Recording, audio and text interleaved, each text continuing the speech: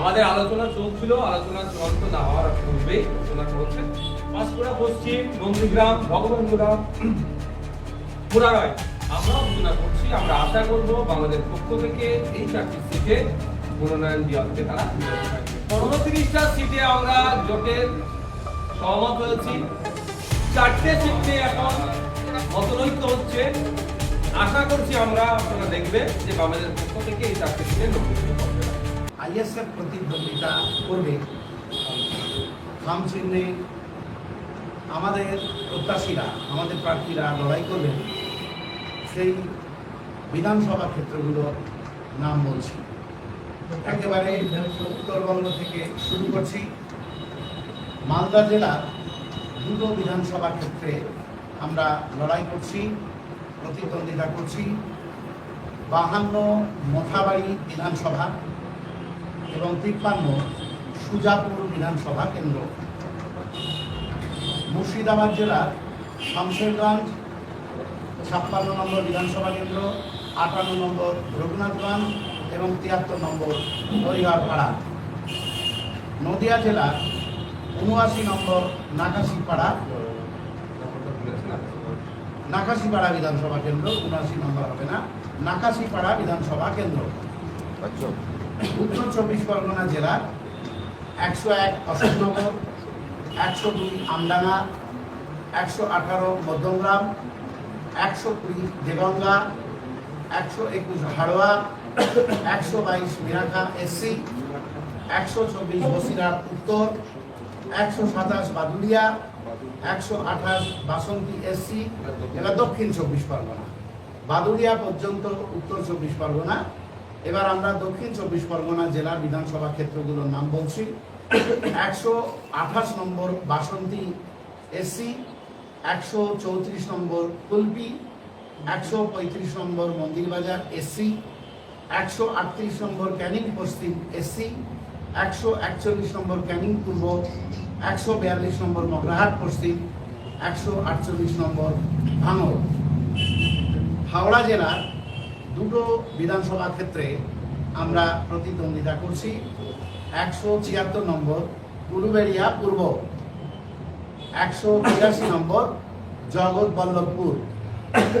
হুগলি জেলার 2টো বিধানসভা কেন্দ্রে আমরা প্রতিদ্বন্দ্বিতা করছি।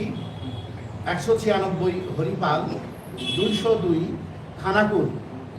পূর্ব মেদিনীপুর জেলার 208 মহিষাদল, পশ্চিম মেদিনীপুর জেলার 234 শালবনী, পশ্চিম বর্ধমান জেলার 283 বারাবণী, বীরভূম জেলার 286 বোলপুর। এই মোট 29টা কেন্দ্রে আমরা আলোচনার ভিত্তিতে ঐকমত্যে পৌঁছেছি এবং এই বিধানসভা কেন্দ্রগুলোতে আইএসএফ প্রার্থীরা খাম চিহ্নে প্রতিদ্বন্দ্বিতা করবেন। এছাড়াও আমাদের সঙ্গে বামফ্রন্টের প্রতিনিধিদের নেতৃত্বের আলোচনা চলছিল। এমন কয়েকটা আসন নিয়ে আমরা দেখলাম যে কোনো কারণেই হোক, সেটা ভুলবশত হতে পারে, পাঁশকুড়া পশ্চিম বিধানসভা, নন্দীগ্রাম বিধানসভা, ভগবানগোড়া বিধানসভা এবং মুরারই বিধানসভা, এই 4টে বিধানসভাতে আমরা আলোচনা চালাচ্ছিলাম। কিন্তু ইতিমধ্যে বামেরা সেখানে প্রার্থী ঘোষণা করে দিয়েছেন। আমরা কিন্তু আপনাদের জানাচ্ছি এই সাংবাদিক সম্মেলনের মধ্য দিয়ে, পাঁশকুড়া পশ্চিম বিধানসভা, নন্দীগ্রাম বিধানসভা, ভগবানগোড়া বিধানসভা এবং মুরারই বিধানসভাতে আমরা প্রতিদ্বন্দ্বিতা করছি। বাম নেতৃত্বের কাছে পত্র মারফত আমরা তো জানিয়েছি, ইমেল মারফতও আমরা জানিয়েছি।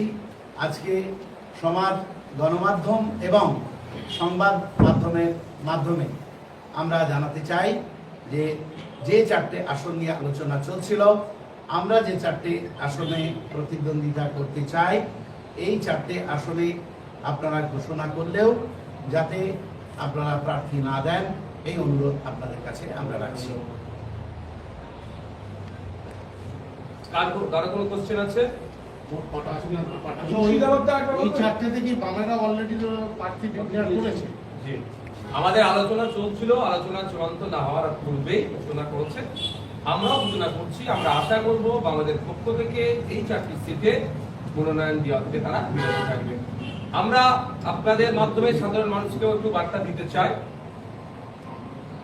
গত নির্বাচন তথা 2021 নির্বাচনে আমরা সারা রাজ্যে যে সিটে কন্টেস্ট করেছি, এই 5 বছরে আমরা যথেষ্ট সাংগঠনিকভাবে শক্তিশালী হওয়ার পরেও অনেক ক্ষেত্রে বামেদের পক্ষ থেকে যে সিটগুলো চাওয়া হয়েছিল, আমরাও সেগুলো সেম ক্লেম করার পরেও আমরা সেখান থেকে পিছিয়ে এসেছি। বামেদের ঐক্যবদ্ধ স্বার্থে আমরা সেটাকে ছেড়েছি। আমরা টোটাল বামেদের সাথে সহমত সম্পূর্ণ হয়েছে, যেটা চূড়ান্ত হয়েছে সেই সিট সংখ্যা হচ্ছে 29টি। আর যে 4টি সিটের আমাদের ওয়ার্কিং প্রেসিডেন্ট ঘোষণা করলেন, পাঁশকুড়া পশ্চিম, নন্দীগ্রাম, ভগবানগোলা, মুরারয়, এই 4টি সিট নিয়ে আমরা 33টা সিটে এই পর্যায়ে আমরা আজকে ঘোষণা করছি।